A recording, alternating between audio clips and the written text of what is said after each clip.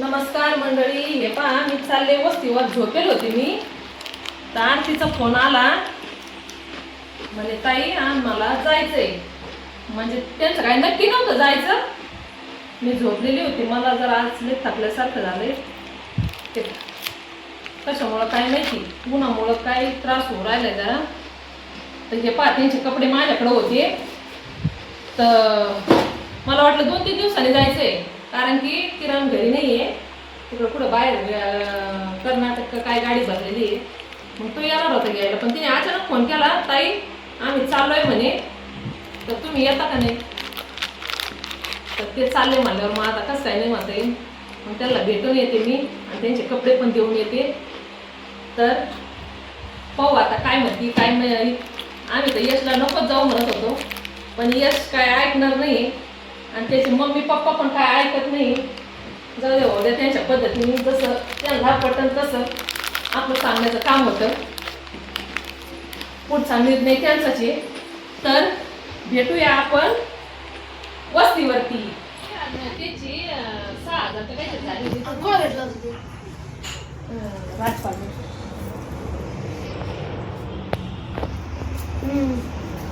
हे पहा, कल्लू कल्याणी यश चालले शाळेत आणि ह्या डब्यावरून भांडणं.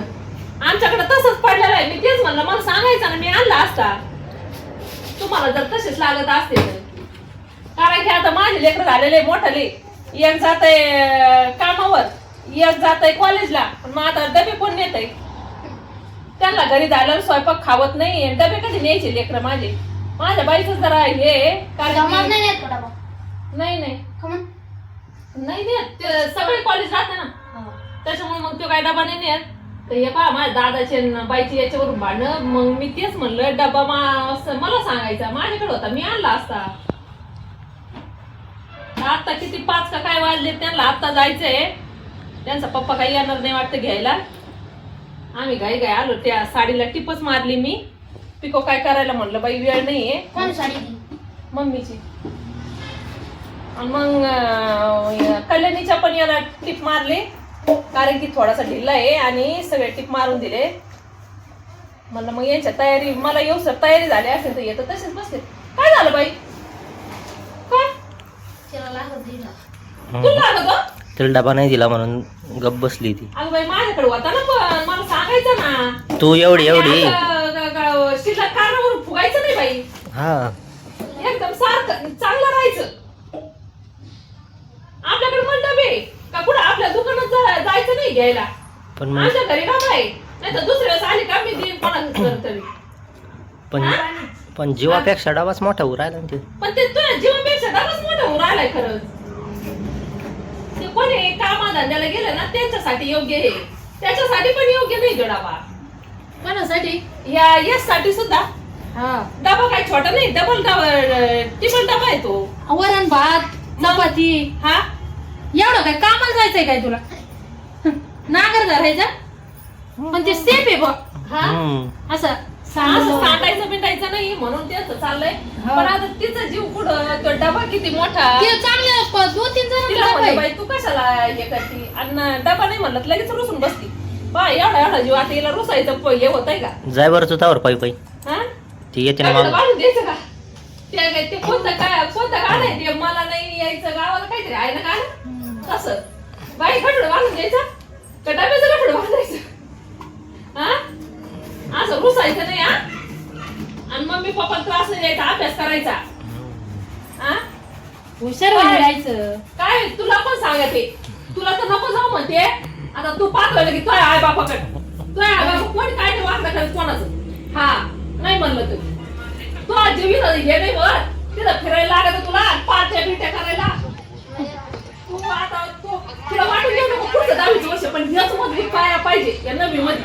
हे नवीचं सगळं 10वीला येत मला आणलं का माहितीये का. त्याच्या भाषेत करता. हा, तर त्याला जायचंय तर प्रश्न पडलाय, काय बोलू. आता आमच्या लेकरांची 10वी झाली 12वी झाली, त्याच्यामुळे आम्हाला माहिती अभ्यासक्रम कसा आहे. एक वेळा 10वी तरी सोपी, एवढी 9वी. पण आता त्याला काय सांगावं. हा, तो पितोय चहा. ते पाच तर पाच. नाटका करतोय. 5 तर 5 नाही तर फेल झालं तर काय शेटलो काय त्याचा बाप आणि त्याचा काका नेवाशाला जात होते क्लासला, 10वीचे क्लास लावले होते त्यांना. आणि माझा भैया मला 6 महिन्याचाच होता. तर माझी डिलेव्हरी नव्हती झाली तेव्हा 10वी तेव्हा अशी होती. पहिले तर 10वी आणि 12वीला लय महत्व होतं. पण आता काय म्हणते, सुटलं तर सुटलं, नाही सुटलं असं आहे. तर इथून तर नेवाशाला ते सायकलीवर जायचे, सायकलवर.